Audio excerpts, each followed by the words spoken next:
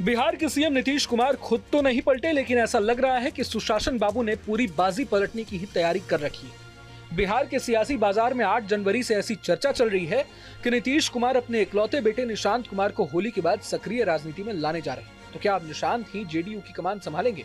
इसी साल के अंत में राज्य में विधानसभा चुनाव भी होने वाले हैं, तो निशांत का पॉलिटिकल डेब्यू किस सीट से होगा? क्या वे चुनाव लड़ेंगे भी या नहीं? जानकारों का तो मानना है कि नीतीश के औपचारिक ऐलान से पहले ही बीजेपी सन्न है। कहा तो ये भी जा रहा है कि लालू यादव के बेटे तेजस्वी और स्वर्गीय रामविलास पासवान के बेटे चिराग पासवान भी नीतीश के इस फैसले से हैरान हैं।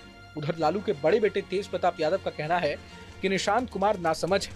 तेज प्रताप ने हाल ही में कहा है कि निशांत को राजनीति की कोई समझ नहीं। निशांत जी को समझ में नहीं आ रहा है। अब निशांत जी को नहीं पता है ना, वो फील्ड में ग्राउंड का उनको हाल क्या पता है। निशांत जी राजनीति में आएंगे तो स्वागत करेंगे आपका?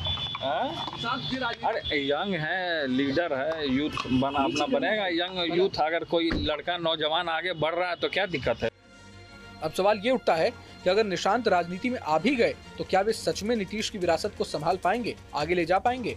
आखिर निशांत की हिस्ट्री क्या है? और सबसे बड़ा सवाल तो ये कि जेडीयू को अचानक निशांत की जरूरत क्यों पड़ने लगी? 20 जुलाई 1975 को जन्मे निशांत कुमार ने हमेशा से ही एक शांत जीवन चुना है। निशांत एक ऐसे परिवार से आते हैं जिसने बिहार की राजनीति में महत्वपूर्ण भूमिका निभाई है। मुख्यमंत्री नीतीश कुमार के बेटे अब 50 साल के हो चुके हैं।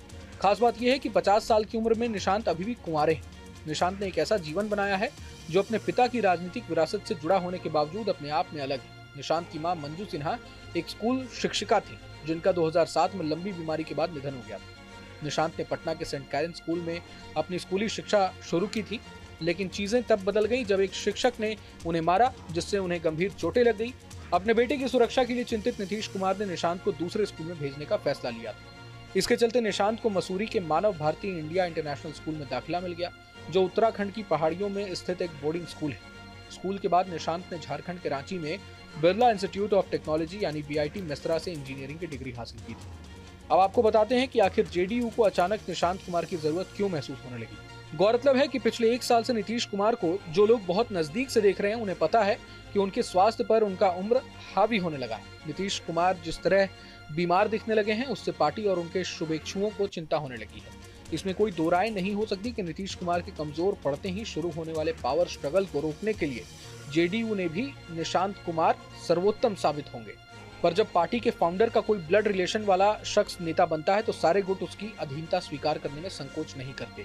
निशांत को राजनीति में लाने के पीछे कुछ और वजहें भी हैं। जानकारों का मानना है कि आरजेडी और बीजेपी जेडीयू के अति पिछड़े वोटर्स को हथियाने में अभी से ही लगी हुई है। नीतीश कुमार के कमजोर होते ही पार्टी के नेता अपना अस्तित्व बचाने के लिए बीजेपी और आरजेडी की शरण लेंगे।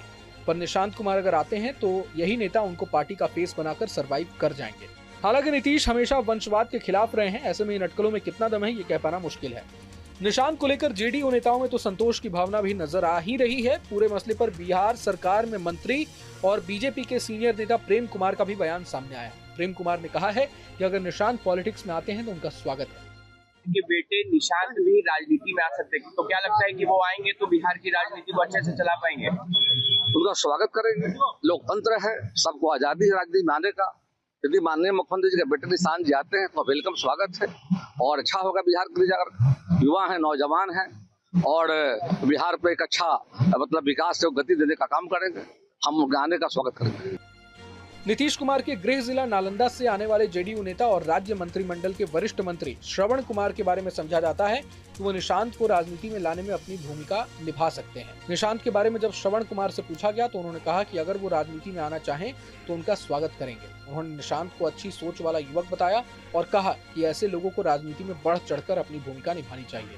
उन्होंने विश्वास जताया कि अगर निशांत राजनीति में आते हैं तो बिहार की जनता उन्हें स्वीकार करेगी।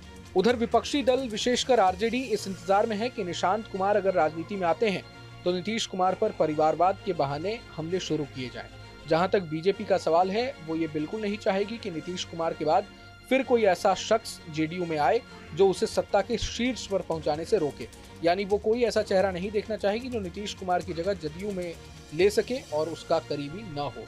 वैसे जेडीयू में नीतीश कुमार की जगह लेने वाले संभावित लोगों की जो सूची है, उनमें ज्यादातर बीजेपी के करीबी ही माने जाते हैं। बहरहाल पूरे मसले को लेकर आप क्या सोचते हैं हमें कमेंट बॉक्स में जरूर बताएं। अगर आपको ये वीडियो पसंद आए तो लाइक करें और चैनल को सब्सक्राइब करें। वहीं तमाम बड़ी खबरों के लिए देखते रहें न्यूज नेशन। न्यूज नेशन अब व्हाट्सएप पर खबरों की ताजा अपडेट के लिए न्यूज नेशन के इस QR कोड को स्कैन करें